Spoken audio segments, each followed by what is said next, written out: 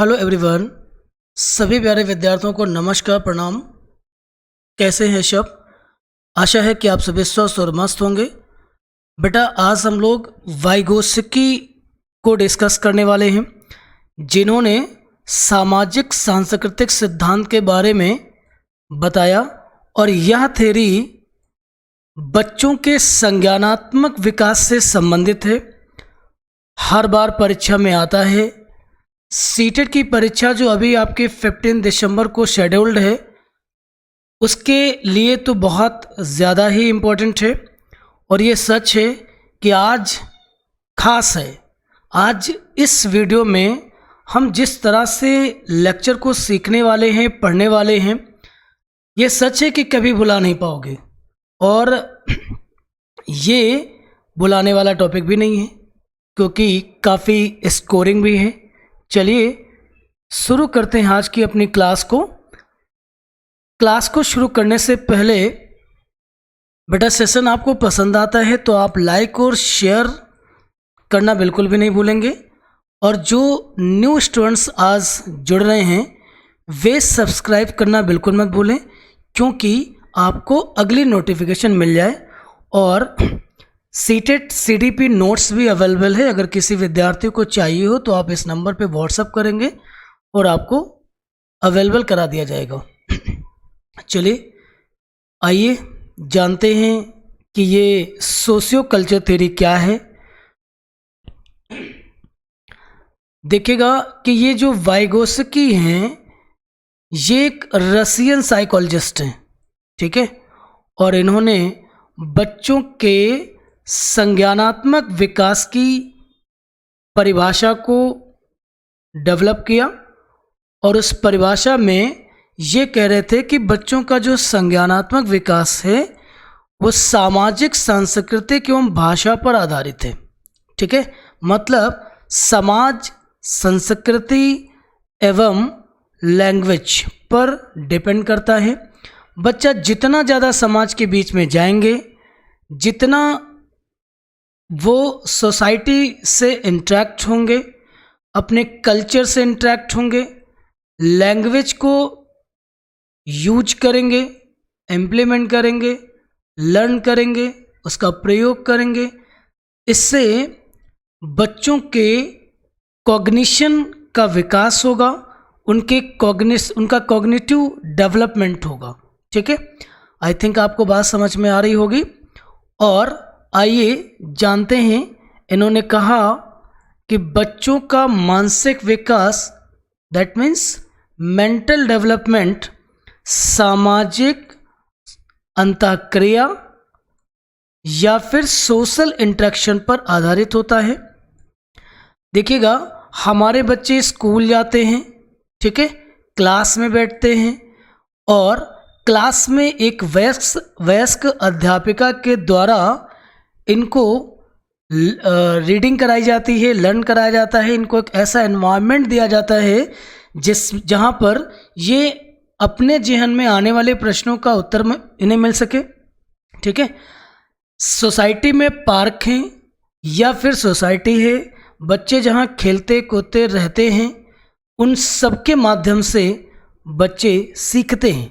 अगर किसी बच्चे को, अगर इसे कभी जानना हो, माना कि आप इसको प्रैक्टिकल करना चाहते हो कि सोशल इंटरेक्शन से बच्चों का मेंटल डेवलपमेंट कैसे होता है, तो आप अपने पड़ोस में कभी देखिएगा कि जिस बच्चे को कम बाहर निकाला जाता हो, देर से स्कूल गया हो, रिलेटिव्स के टच में बहुत कम आता हो, पड़ोस के बच्चों के साथ बहुत कम खेलता हो, ठीक है, और एक दूसरा बच्चा जो समय पर स्कूल गया हो, पड़ोस के बच्चों के साथ खेलता है, तो उसमें और उसके बिहेवियर में काफ़ी अंतर देखने को मिलेगा।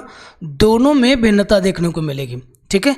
एक बच्चा जो सोशली इंटरेक्ट कम हो पा रहा था, वो कह सकते हो कि उसके पास गुड मैनर्स नहीं होंगे, वे ऑफ टॉकिंग उसकी ठीक ना होगी, लैंग्वेज का जो इम्प्लीमेशन है वो ठीक नहीं होगा, प्रोनाउंसिएशन ठीक नहीं होगा, एक्सप्रेशन ठीक नहीं होंगे, और उसका जो मोटर स्किल है वो भी कहीं ना कहीं आपको कम दिखेगा, है ना।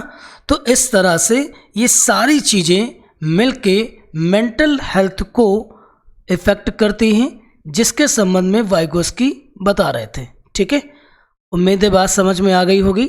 अब एक चीज़ और देखिएगा, अभी लास्ट वाले लेक्चर में हमने सीखा कि संज्ञानात्मक विकास के संबंध में या कॉग्निटिव डेवलपमेंट थ्योरी जो थी वो तो पियाजे ने दी थी, तो ये वाइगोस्की कहाँ से आ गए, और फिर दोनों की थ्योरी में एक्चुअली डिफरेंसेस क्या हैं, यहाँ से बच्चा क्वेश्चन बहुत बनता है। ठीक है, और खासकर सीटेट वाले तो बहुत ध्यान से सुन लें कि सबसे ज़्यादा क्वेश्चन यहीं से बनता है।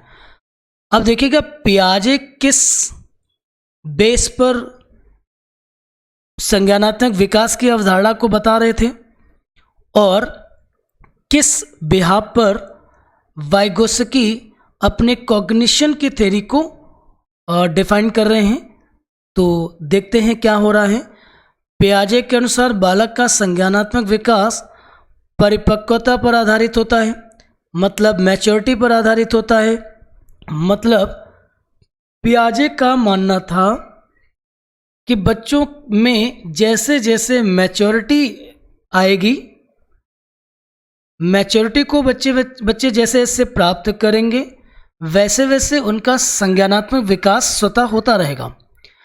इसके ठीक विपरीत आपके वाइगोस्की हैं जो कह रहे हैं कि बच्चों का जो संज्ञानात्मक विकास है वो सोशल, कल्चरल एवं लैंग्वेज फैक्टर पर बेस्ड है, समाज, संस्कृति और भाषा पर आधारित है।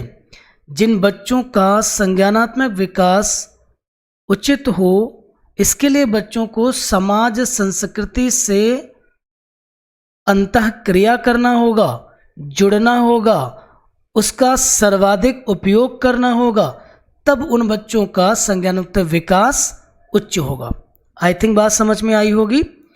आइए जानते हैं इस कॉग्निटिव डेवलपमेंट के कॉन्सेप्ट ने वाइगोस्की ने 3 कॉन्सेप्ट्स यूज करे, या यूं कह सकते हो कि 3 की पॉइंट्स उनके हैं जो सीटेट की परीक्षा में हर बार पूछा जा रहा है। कई बार तो उन्होंने यही पूछ लिया है कि MKO का पूरा नाम बता दीजिएगा, तो मोर नॉलेज अदर होगा, जो व्यक्ति ज़्यादा जानकार होते हैं उनके संबंध में कहा जा रहा है। ठीक है, मतलब ये है कि हमारे जो बच्चे हैं वो जब अपने से बड़ों जिनको अधिक जानकारी है उनके संपर्क में रहेंगे तो बच्चे ज़्यादा सीखेंगे, उनकी लर्निंग इफेक्ट होगी, उनका कॉग्निशन इफेक्ट होगा। जैसे कौन कौन से लोग इसमें आ सकते हैं, जैसे माता पिता, अध्यापक, वयस्क, संगी साथी का मतलब ये है जो एडवांस्ड स्टूडेंट्स होते हैं, मतलब क्लास में कुछ विद्यार्थी ऐसे भी होते हैं ना जो स्कॉलर हैं, कह सकते हो जो स्पेशल है ना, ये यूँ कह सकते हो कि उसका IQ सामान्य से थोड़ा सा ज़्यादा है, या वो अन्य या औसत दर्जे के बच्चों से अधिक जानता है। तो ऐसे संगी साथियों के संपर्क में रहने से उस बच्चे का कॉग्निशन अच्छा डेवलप होगा, संज्ञान का विकास होगा, वो ज़्यादा सीखेगा, ज़्यादा जानेगा, और यही सोशल इंटरेक्शन का MKO एक की कॉन्सेप्ट है, की पॉइंट्स हैं। क्लियर है? तो MKO को बच्चा मत भूलिएगा। मोर नॉलेज अदर कहलाता है, ज़्यादा जानकार कहलाता है। कौन कौन से लोग इसके अंदर आएंगे, एक देखिए मुझसे छूट गया है ना, इसमें बेटा कंप्यूटर भी रखा गया है। कंप्यूटर को भी मानते हैं क्योंकि कंप्यूटर भी हमारी लर्निंग में बहुत ज़्यादा हेल्प करता है और वो हमसे ज़्यादा जानता है ना, मतलब इसके पास अधिक नॉलेज स्टोर है। तो आप समझ लो ना, कंप्यूटर भी एक इसका एग्जाम्पल बनेगा। आइए जानते हैं सेकंड की पॉइंट आपका है इसके फोल्डिंग, जिसे मचान, पाड़, ढांचा। अभी जो लास्ट ईयर सीटेट की एग्ज़ाम हुई है उसमें हिंदी में इसको आलम्बन वर्ड कहकर संबोधित किया। बेटा इंग्लिश याद कर लीजिएगा, वैसे मैंने सारे शब्द यूज़ कर लिए हैं, एक नया शब्द और आया जो मैंने आपसे डिस्कस कर दिया, आलम्बन। ठीक है, इसके फोल्डिंग क्या है इसको समझिएगा। MKO द्वारा दी जाने वाली जो सहायता होती है वो आपकी इसके फोल्डिंग कहलाती है। आप इस चीज़ को ठीक से देखिएगा। मचान हमारे यहाँ गांव में हुआ करता था, मक्का वाले खेतों में, अगर किसी बच्चे को याद आ रहा हो, जिस पर क्या होता था कि हमारे पूर्वज ना खेत में इसको बनाते थे, इसके ऊपर चढ़ के यहाँ पे सो जाया करते थे, लेटते थे। ठीक है, अब इसको आप ऐसे समझ सकते हो कि देखिए इस मचान ने किसान को मतलब कह सकते हो एक आधार दिया, कंफर्ट लाइफ दी, मतलब आप वहाँ पे रेस्ट कर सकते हो, सो सकते हो और अपने खेतों को सुरक्षा दे सकते हो। दूसरी बात ये है कि जो मचान का काम होता है ना, देख लो ना, एक सीढ़ी से दूसरी सीढ़ी, मतलब इस तरीके से चढ़ते हुए आपको चले जाना है। हमारे जो घर बनते हैं ना, उसमें जो पाड़ यूज़ करी जाती है, जिस पर मिस्त्री खड़ा होकर के काम करता है, आप उसको भी इसके फोल्डिंग का एक रूप समझ सकते हैं। ठीक है, उम्मीद है बात समझ में आ रही होगी। देखिए ये लेक्चर उन्हीं बच्चों को समझ में आने वाला है जो अंत तक देखेंगे, और हर सेक्शन से, हर कॉन्सेप्ट से आपको एक एक दो दो नंबर मिलने वाले हैं, और इंटरेस्टिंग भी है, नो डाउट। बहुत प्यारा चैप्टर है, बहुत प्यारा टॉपिक है। मैं आपको कैसे कहूँ कि ये इतना खूबसूरत टॉपिक है कि आपकी परीक्षा में 2 से 3 नंबर में बैठा होगा, और अगर पढ़ लेंगे तो 2 से 3 नंबर आपके फिक्स हो जाने हैं। ठीक है, लास्ट में, वीडियो के अंत में मैं आपको ये भी बताऊंगा कि मैं सीटेट की प्रिपरेशन कैसे कराऊंगा, मैंने क्या प्लान डिसाइड किया हुआ है। अगर वो प्लान आपको ठीक ना लगे तो कमेंट बॉक्स में आकर के आप अपने सुझाव भी दे सकेंगे। थर्ड की पॉइंट समझेंगे, ZPD बहुत पूछते हैं। जोन ऑफ प्रॉक्सिमल डेवलपमेंट पूरा नाम होता है, निकट विकास क्षेत्र इसको कहा जाता है। वाइगोस्की का मानना था कि संज्ञानात्मक विकास एक अंतःवैयक्तिक सामाजिक परिस्थिति में संपन्न होता है, जिसमें बच्चों को अपने वास्तविक विकास के स्तर, लेवल ऑफ एक्चुअल पोटेंशियल, तथा उनके संभावित पोटेंशियल डेवलपमेंट के स्तर की ओर ले जाने की कोशिश करी जाती है। अब एक तस्वीर के थ्रू हम ZPD को समझाएंगे। वो तस्वीर मैंने यहाँ लगाई है, आप इसको देखिएगा। ZPD क्या है?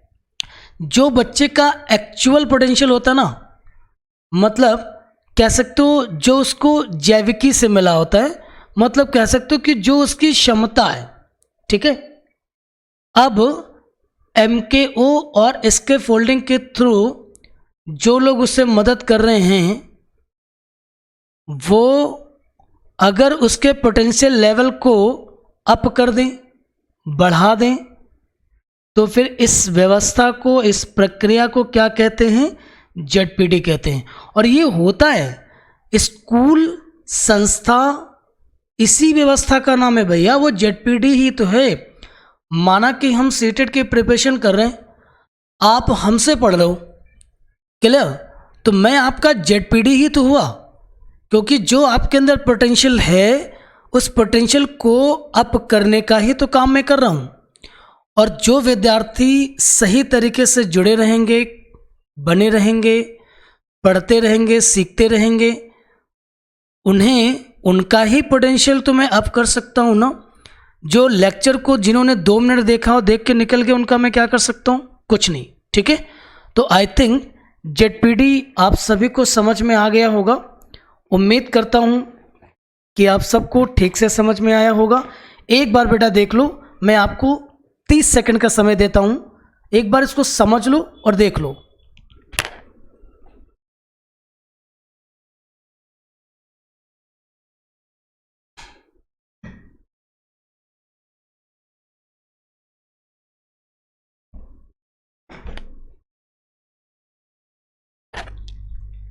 आई थिंक बात समझ में आई होगी।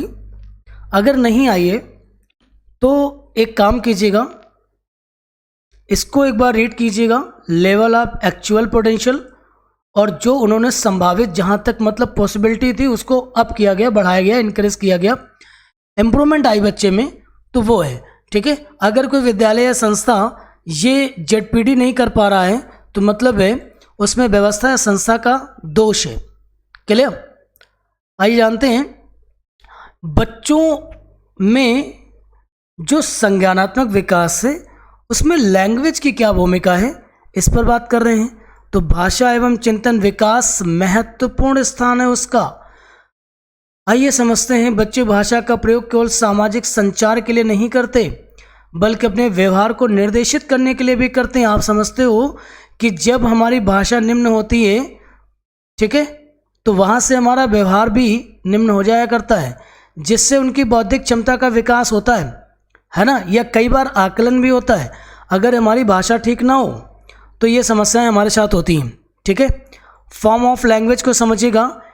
देखिए, एक प्राइवेट स्पीच होता है, साइलेंट इनर स्पीच होता है, सोशल स्पीच होता है। सामाजिक स्तर पर जिस भाषा का प्रयोग किया जा रहा है वो आपकी सोशल स्पीच कहलाएगी। प्राइवेट स्पीच मतलब आंतरिक भाषा की बात कर रहे हैं। साइलेंट इनर स्पीच मतलब अंतः करण की जो भाषा होती है उसको बुलाते हैं, ठीक है। जब क्वेश्चंस आएंगे यहाँ से, जब हम प्रैक्टिस कराएंगे तो आपको ये चीज़ वहाँ पर जाके मैं बहुत अच्छे से क्लियर करूँगा, क्योंकि ये चीज़ें ना आपको क्वेश्चंस के थ्रू ही समझ में आएंगी बहुत अच्छे से, ठीक है। आइए समझते हैं। तो वाइगोत्स्की में जो कुछ भी था वो मैंने आपके साथ डिस्कस किया। इस पर किस किस तरह से क्वेश्चन बनते हैं उस पर हम लोग चर्चा कर लेते हैं। इससे ये कंफर्म हो जाएगा कि इस लेवल के इस तरह से क्वेश्चन बना करते हैं, ठीक है। और चलिए पहला क्वेश्चन बेटा देखिएगा। लियो वाइगोत्स्की के अनुसार आधारभूत मानसिक क्षमताओं को मुख्य रूप से किसके द्वारा उच्चतर संज्ञानात्मक प्रक्रियाओं में बदला जा सकता है। वही बात अभी मैंने पढ़ी है ना। वैसे जो ये क्वेश्चन लिखा है ना, उस हिसाब से तो उत्तर बनना चाहिए जेडपीडी। ऑप्शन में ही वही रखा होना चाहिए था, लेकिन वो है नहीं। तो इसमें आ जाएगा आपका सामाजिक पारस्परिक क्रिया, मतलब सोशल इंटरेक्शन, क्योंकि जेडपीडी सोशल इंटरेक्शन का ही तो एक हिस्सा है, ठीक है। इसलिए जो ऑप्शन मौजूद है उस हिसाब से उत्तर हमारा कौन सा सही हो गया, सेकंड। निकट विकास का क्षेत्र कौन है ये आपके जेडपीडी है। अब आप समझ लीजिएगा कि वो क्या कह रहे हैं। बच्चों के वर्तमान स्तर पर स्वतंत्र प्रदर्शन और वयस्क व अधिक कौशल वाले समकक्षों की सहायता से बच्चे द्वारा उपार्जित किए जाने वाले प्रदर्शन के मध्य का क्षेत्र। आप इस ऑप्शन को पढ़ो और ये जो मैंने फिगर बनाई है, इमेज बनाई है, आप इसको देखो, ठीक है। आपको बच्चा सब समझ आ जाएगा। सेम क्वेश्चन लिखा हुआ है, उसमें कुछ अंतर है ही नहीं।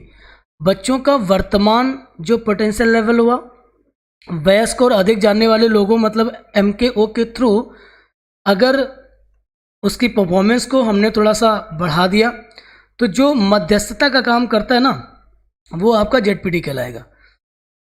तो बाकी के ऑप्शन पढ़ने की कोई ज़रूरत ही नहीं है। आइए समझते हैं। लेव वाइगोत्स्की के अनुसार क्या भैया, लेव वाइगोत्स्की क्या कह रहे हैं इसको समझिए। बच्चों के संज्ञानात्मक विकास में भाषा की एक महत्वपूर्ण भूमिका है। हाँ, बात तो सही है। भाषा में चिंतन अभी हुआ, मैंने बताया उस चीज़ को। बच्चों का संज्ञानात्मक विकास चरणों में होता है। स्कीमा के परिपक्वन से बच्चों में संज्ञानात्मक विकास अग्रसर होता है। देखिए, स्कीमा के परिपक्वन से, ये बात तो पियाजे कह रहे थे और ये बात भी पियाजे कह रहे थे कि संज्ञानात्मक विकास कैसे होगा, चरणों में होगा, अलग अलग होगा। तो आप उत्तर किसको बना लीजिएगा, फर्स्ट। किस मनोवैज्ञानिक के अनुसार बच्चों के संज्ञानात्मक विकास में सांस्कृतिक उपकरण का एक महत्वपूर्ण भूमिका निभाते हैं। वाइगोत्स्की, सोचना ही नहीं है भाई, इतना बढ़िया क्वेश्चन लिखा हुआ है, मजे आ जाए। क्वेश्चन नंबर 5 को देखेंगे। वाइगोत्स्की के अनुसार जब एक वयस्क बच्चे के निष्पादन के वर्तमान स्तर को सहयोग द्वारा विस्तारित करता है तो इसे क्या कहोगे, ठीक है। तो इसे हम लोग, जब एक वयस्क बच्चे के निष्पादन के वर्तमान स्तर को विस्तारित करेगा मतलब एक्सप्लोर करेगा, इम्प्रूव करेगा, तो फिर वो समीपस्थ विकास का क्षेत्र या जेडपीडी कहलाएगा, ठीक है। देखिए, पहाड़ मत कह दीजिएगा, पहाड़ भी वाइगोत्स्की का ही एक कॉन्सेप्ट है जिसको हम लोग समझ चुके हैं। वाइगोत्स्की के अनुसार अधिगम क्या है, सामाजिक गतिविधि। वो मानते थे कि बच्चे जो सीखते हैं वो समाज से ही सीखते हैं। सीखने के सिद्धांतों के संदर्भ में स्कैफोल्डिंग किसकी ओर संकेत करता है, अनुरूपित शिक्षण सीखने में वयस्कों द्वारा अस्थायी सहयोग, विद्यार्थियों द्वारा की गई गलतियों के कारण का पता लगाना। ऑप्शन नंबर सेकंड, सीखने में वयस्कों द्वारा करी गई जो अस्थायी सहयोग है वो इसके फोल्डिंग को रिप्रेजेंट करेगा। ठीक है, निम्नलिखित में से कौन सा वाइगोस्की के सामाजिक सांस्कृतिक सिद्धांत पर आधारित है? तो पारस्परिक शिक्षण, आपस में सोशल इंटरेक्शन के थ्रू सीखना, है ना, वो है आपका। वाइगोस्की के सिद्धांत में विकास के निम्नलिखित में से किस पहलू को उपेक्षा समझते हो, जिसको निग्लेक्ट किया गया हो, क्या बन जाएगा? जैविक,